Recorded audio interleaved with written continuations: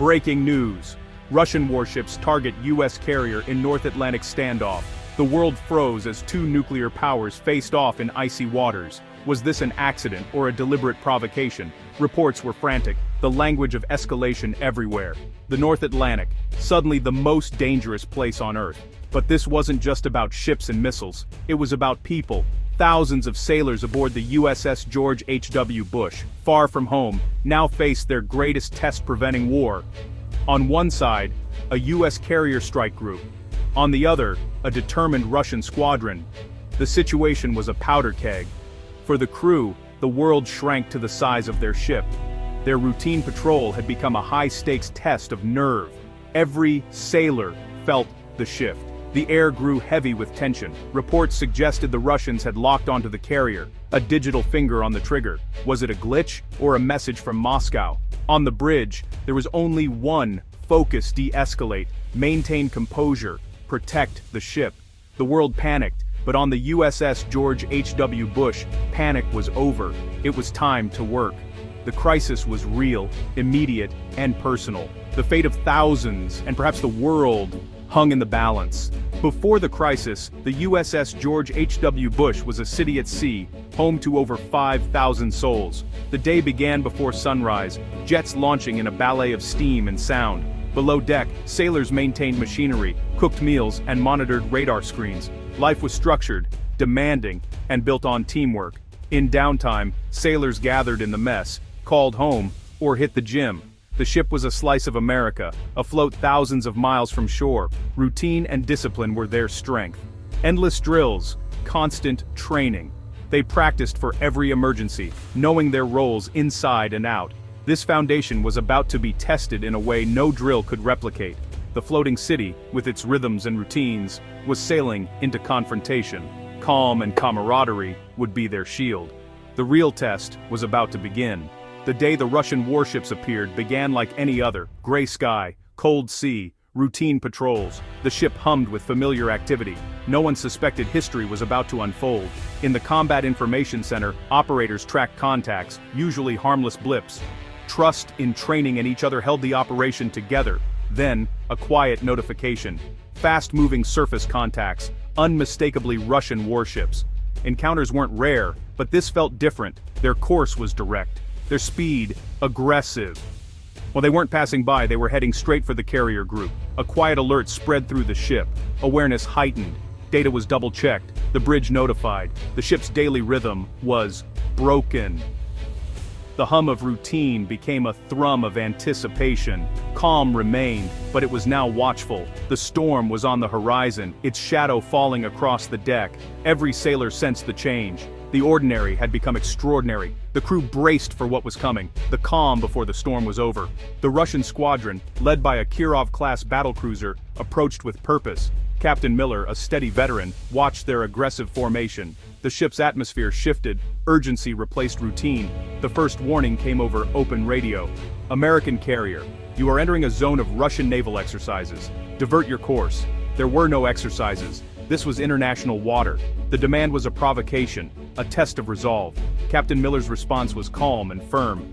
We are operating in international waters in accordance with international law. We will maintain our course and speed.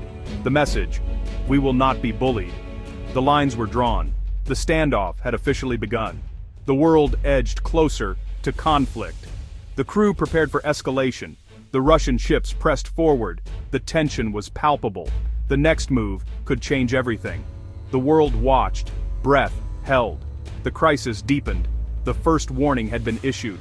The ocean became a chessboard. Every move calculated, every signal a threat. The Russian ships closed in, bows pointed at the American formation. The USS George H.W. Bush held steady, refusing to show weakness or escalate. Its escorts formed a protective shield.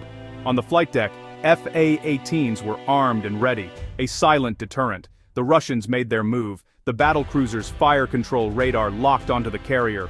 Alarms blared in the CIC. This was the lock-on the world would soon hear about. It was a clear act of hostility. A loaded gun pointed at the ship. Captain Miller stayed calm, ordering his crew to stand fast. He refused to mirror the aggression, choosing not to lock on in return. Instead, he sent a direct message. Russian warship, your fire control radar is illuminating our vessel. Cease this action immediately." The request was firm, not threatening, offering a way to de-escalate. The chess game was at its most critical point. The crew waited for the next move. The world held its breath. The test of nerves was underway. Restraint was the only way forward. The crisis teetered on the edge. The next decision would be crucial. In the face of provocation, the crew responded with discipline. Training took over. Every sailor knew their duty. Engineers monitored reactors. Flight deck crews stood ready. Medics prepared for the worst. The ship became a single, focused entity. Tension was electric, but there was no panic. Orders were calm, information precise. Young sailors looked to their leaders and saw only focus and determination. Confidence flowed down the ranks. This was the human element of naval power. Character, not just technology. Captain Miller's composure set the tone. Trust between crew and captain was their greatest weapon. Lookouts scanned the horizon. Weapons techs checked systems. Pilots prepared for launch. They were professionals under pressure, guardians standing their post. Their restraint was their strength. The crew's discipline held chaos at bay. Seconds ticked by like minutes as the Russian battlecruiser closed in. Radar locked on the carrier. The margin for error vanished. A missile launch would be unstoppable. On the bridge, all eyes watched the tactical plot. Captain Miller faced a choice: wait or take defensive action.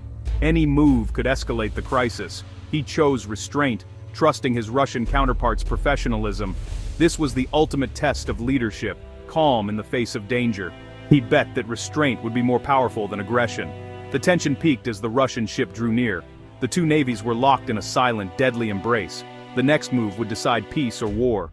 The point of no return had arrived. The world watched and hoped. The fate of thousands hung on a single decision. The moment was frozen in time. The brink of conflict was now.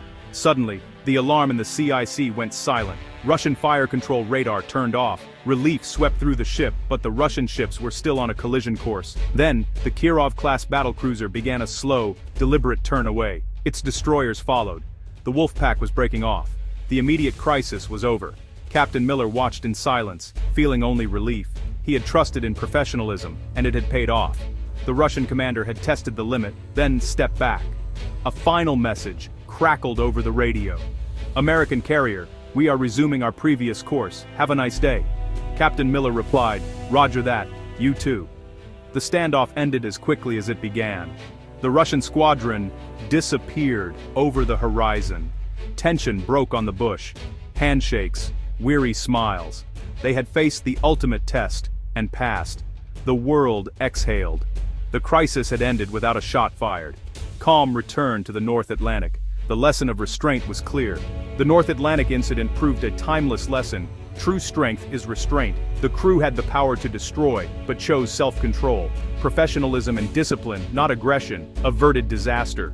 Captain Miller's calm leadership and the crew's discipline prevented war.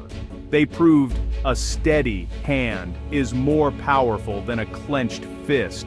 The goal was not to win a fight, but to prevent one. News shifted from panic to praise for cool-headed professionalism. The USS George H.W. Bush became a symbol of strength through composure. They won a victory without firing a shot. The story was not about a mistake, but a choice. In that moment, professionalism prevailed over pride. The sailors returned to routine, changed by what they'd faced. They showed the world the greatest power is the power not to act.